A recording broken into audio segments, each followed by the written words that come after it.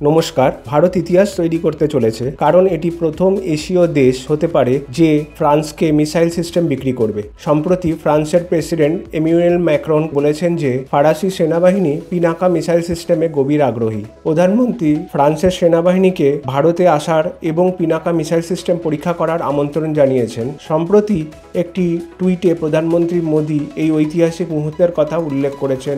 এছাড়াও Pinaka missile system একটি শক্তিশালী মিসাইল সিস্টেম এবং এই সম্পর্কের একটি গুরুত্বপূর্ণ অংশ হতে পারে। এটি কার্যক্ষমতার অত্যন্ত রিমার্কেবল, যা পরিসীমা 75 কিলোমিটার পর্যন্ত, এবং এর অনগোয়িং ডেভেলপমেন্ট আর্মস, যার মধ্যে পরিসীমা 300 কিলোমিটার পর্যন্ত বাড়ানো হবে। পিনাকাকে ইতিমধ্যে কাশ্মীরের যুদ্ধের মতো সংঘর্ষের দ্বারা সফলভাবে ব্যবহার করা হয়েছে এবং আর্মেনিয়া দেশের কাছে এটি বিক্রয় করা হয়েছে।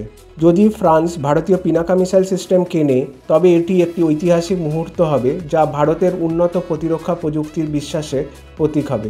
ফ্রান্স ভারতকে ছোট মডুলার রিঅ্যাক্টর তৈরির প্রস্তাব দিয়েছে, যা ভবিষ্যতে আরও উন্নত হবে এবং এই সবগুলি একে অপরকে সম্পর্কের গভীরতা বৃদ্ধি করবে। ডক্টর এস জয়শঙ্কর যেমন বলেছিলেন, ফ্রান্স আজকের দিনে ভারতের জন্য লক্ষণের ভূমিকা পালন করছে, যেমনটি লক্ষণ রামায়ণে রামের জন্য করেছিল। এটি দুই দেশের মধ্যে একটি শক্তিশালী ও বহুদিকযুক্ত সম্পর্ক তৈরি করেছে।